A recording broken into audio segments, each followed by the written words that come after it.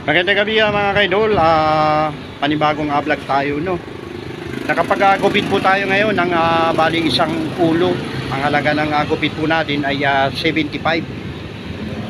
70 pala mga kaidol, no. At ang binigay ay 75, may tip tayo na 5 piso. Pagkatapos po natin magluto ng panghapunan, yung binuro natin, ang ulam natin ay burong Nueva Ecija guys. Nagluto po ako, nasa short videos po yung aking niluto na yung buro. So nakakain na po tayo at nakapag-agupit tayo ngayon. Salamat kay Lord at nakapag-agupit tayo, no. Dagdag income natin ng 75 pesos, no. So ngayon mga kaidol, ang gagawin ko ay mamamasada ko para bukas ng umaga ay may pundo tayo. Motorcycle vlog tayo ngayon guys, kasi yung aking isang tricycle ay pinalitan ko na. Kinuha ko na yung isa kong tricycle na may handle ng cellphone mga kaidol, no. So ayan, at intro muna tayo mga kaidol.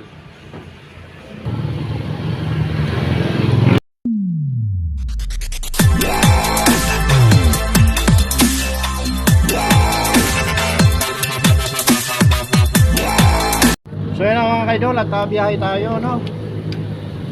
Panibagong vlog na naman tayo. So ito yung umpisa ko ng biyahe guys. Sasabihin ko sa inyo kung bagat ano guys, ito yung binamano natin biyahe pagkatapos nating kumain, ano. Ayan, biyahe tayo guys hanggang may pasahero. Siguro guys hanggang madaling araw tayo ngayon, mga 12 o kaya 1.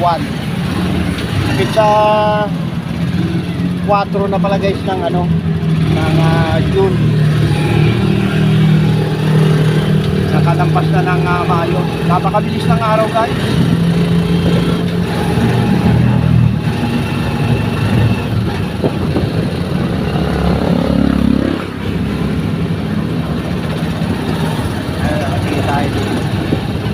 Tanong natin kung sasalay.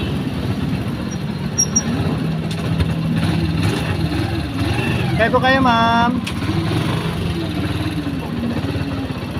Saan po kayo? Pulo. Magkano tatay? 50 po, dalawa na kayo.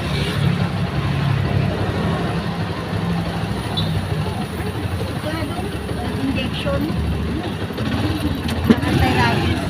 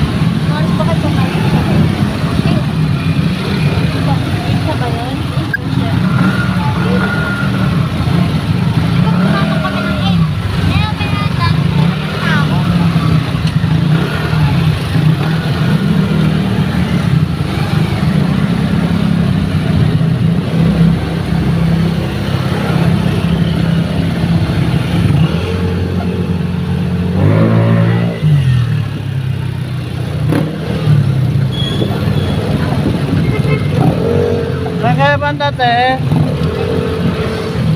Sige, dito na lang kuya.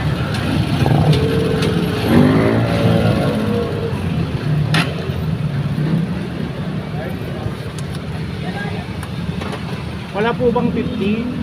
Bibiyay ko. Pre, makipalit ka? Pre, maray na lang. Sandaan din kasi ito, nabuo. Sige na, papalit na.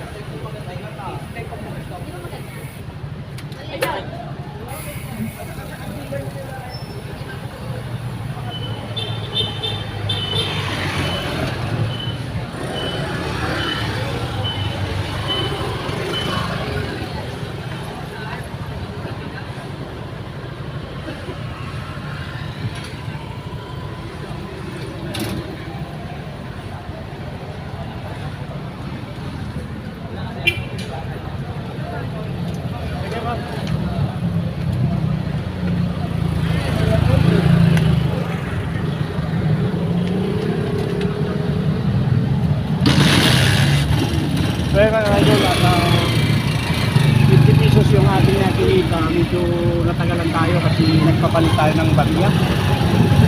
Yung bali kasi bayad ng aking ginupitan ay buo kanina sinuplan natin ng 25, pero kulang pa rin guys nung kasi 25 pesos lang yung aking natira kanina bago ako huminto sa pamamasada. Maghapon ako namasada guys, pero marami kasing dapat nabilihin, maraming gastusin. Walang natira mga kaidolo, 25 pesos lamang. So may 100 na tayo dito, bali 150 na yung pera natin. Ang gagawin naman natin ngayon guys ay magpapagasolina tayo ngayon kasi itong dala-dala natin nga tricycle nung nakaraang linggo pa natin to kinargahan. At yun nga, nag-coding ito, pinalitan po natin ng isang tricycle, yung body number 119. Matitira lang sa akin dito mga kaidol ay 50 pesos. Kakarga ko yung 100 pesos na to, kasama yung kinita ko 75 sa gupit at 25 pesos na natira ko kanina sa paghinto bago ako kumain na mga kaidol. So ngayon mag-iipon naman tayo. Napakahirap ng guys, ng buhay, mahirap. Talagang ganito kakayod tayo, pero laban lang at tuloy-tuloy lang ang hamon. Yung iba nga dyan guys, talagang walang hanap buhay, nangangalakal lang basta makaraos sa pang-araw-araw mga kaidol. Tayo, ginantipalaan naman tayo ni Lord ng dalawang tricycle, kaya meron tayo panghanap buhay, pang-gusto sa ating pamilya. At isa pa, meron pa tayong barbershop na inaalala. Hindi ako makatutok guys ng tulo sa aking barbershop dahil ito nga, namamasada ko. Pagka tumutok naman ako doon ay baka hindi na ako makakuha ng pamilya naman ng aking misis, lalong-lalo na hindi rin naman natin guys inaasahan na masiro ako sa gupit. Ang ko lang dito sa pagkata-tricycle ay sigurado yung pera. Ayun na nga guys, at hindi ako naiiya sa inyo na ikwento ang aking buhay. At maraming salamat sa ang pagpanood nyo guys ng aking ads ay malaking tulong na po para makasahod naman ako sa ngayong buwan na to o kaya sa susunod na buwan. Mga kaidol nyo. So may kami love shoutout nga po tayo. May kami love shoutout sa lahat ng nag-comment sa aking sa aking vlog nung nakaraan. Maraming salamat sa inyo. Mabuhay po kayo. At kung hindi man po ako makabalik agad, kaya nasabi-bisitahin ko po yung nyo kasi sobra talaga ako busy ngayon na mga kayo. Napaka-busy. Dahil nga ito, katulad yan bukas. Maraming salamat nga pala kay Boss Mark na sa tapat namin utang naman ako ng super kalat. Bukas mabayaran po natin yun pagkakuli kaladan so, para makaulit. At yun, nakakakuha naman po tayo ng oxygen kay Higgs Kagawad Ricard. Maraming salamat po sa tatay ni Ricard. Kaya nakakakuha tayo ng oxygen doon pag walang pera. So nandito na tayo guys sa gasolinahan. Mapakarga tayo ng 100 pesos mga kaibigan.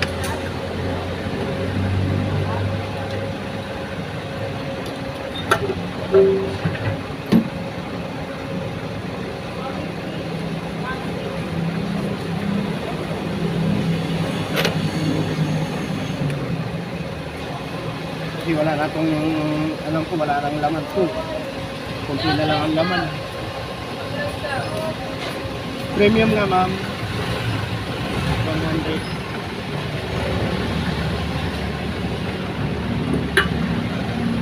Authorized! Okay.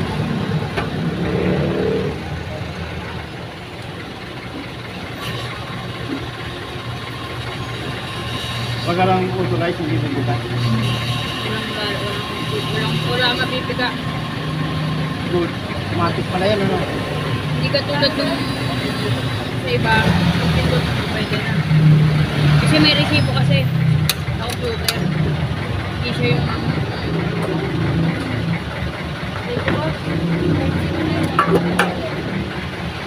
So maganda pala yung guys yung gasolinahan dito. Pag walang authorized, walang tutulong gasolina. So nakapagkarga tayo ng ang gasolina dito guys ay 48.25. Bali ang kinagaya isang 2 liters 2 liters and 0.7 guys ang ating gasolina ngayon. Ito gagamitin natin yun hanggang bukas pa na gabi. Hindi tayo magkakarga, no? So, napakatinig guys ng TMX Alpha. Pagka sinabing TMX Alpha ay siguradong matipid yan guys, no? Pero yung nakausap ko kanina na si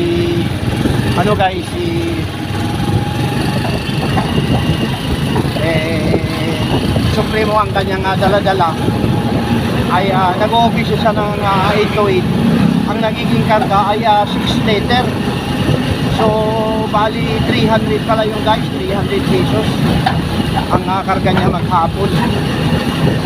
Dito guys sa TMX Alpha ay 100 pesos. Pagka ituit lang hindi mo kayang ubusin. So laking atipid pala yun guys. TMX Alpha.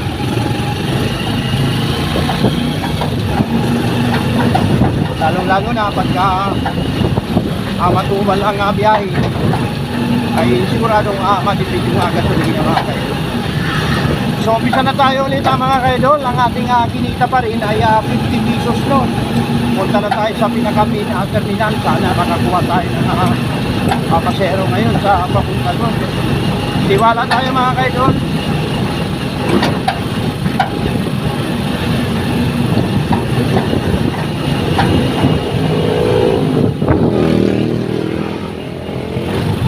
Naalala ko guys nung ako'y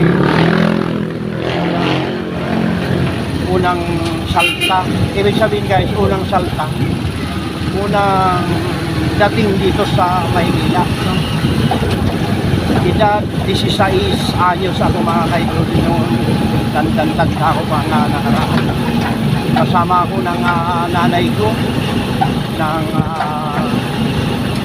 kasi natalo yung nanay ko sa sugal mga kaidol, no? Bali yung kanyang pambili ng baboy kasi ang trabaho ng nanay ko sa probinsya yung buy and sell ng baboy.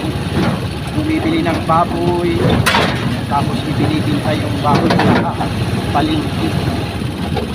Ayun, kaya napilitan akong lumuwas ng Maynila kasama ko yung nanay ko kasi naubos yung kanyang puhunan sa pambili ng baboy mga kaidol, no? Ayun, at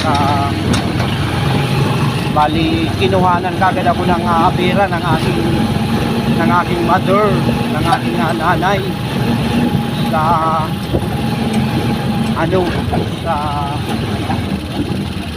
Maniego family guys, no? At yun nga ang aking naging trabaho sa Maniego family ay isang hardinero mga kaidol, no? Tumutulo ang aking luha sa mga panahon yun mga kaidol kasi hindi pa ko gaano sanay dito sa Maynila, hindi sanay tayo na kasama yung magulang natin. Tumatagak-tak talaga ang aking luha sa tuwing gugupit ako ng mermuda. Kaya mga kaidol, tiniis ko hanggang sa siyempre na promote tayo, naging kahero ako sa Tutuban Center. Ayun, at mga Maniego family pa rin ang aking naging amo, si Joel Maniego at Krikita Maniego guys, no? Matagal po akong nag-work sa Tutuban Center. Ayun, at malamig doon mga kaidol, medyo pumuti tayo doon. Pagkalipas ng mga ilang buwan na mga kaidol ay nagsunod-sunod ang aking ibig sabihin guys, ang aking girlfriend. Hindi naman ako sa mukhang gwapong-gwapo, pero talagang alapidin din ako ng chicks mga kaidol, no? Kaya na, hindi nyo na itatanong, bago ko napangasawa yung aking love ay tatlo yung aking girlfriend. Siyempre namimili tayo guys, no? Hanggang sa kwento ko sa inyo mga kaidol, no? Hanggang sa nagpang-abot sa bahay namin ang dalawa at pinapili ako kung sinong pipiliin ko sa kanila. Ayun, at wala akong pinili siyempre kasi meron pa akong isa. Sabi ko dito na lang ako pipirmi sa aking isang girlfriend at yun na, walang iba kundi yung aking misis ngayon guys, no? Wala akong pinagsisiyan guys na si Annalyn ang aking napangasawa. Yun nga, tumagal ang taon, nagsama kami hanggang sa medyo umasinso ang buhay namin kasi puro kami negosyo, no? Nakapag-pundar kami ng ng PUG at nakapag-pundar ng jeep mga kaidol, no? Hanggang sa naibenta namin unti-unti at ito nga nagkasakit na yung aking misis, lumabas na yung kanyang sakit at ito siya ngayon. So paano mga kaidol, kung nabitin kayo sa aking kwento, sa susunod kukwentuhan ko kayo, no? Hanggang dito na lang ang aking vlog at medyo mahaba na. Salamat sa inyong panonood. Bye-bye na po mga kaidol, no?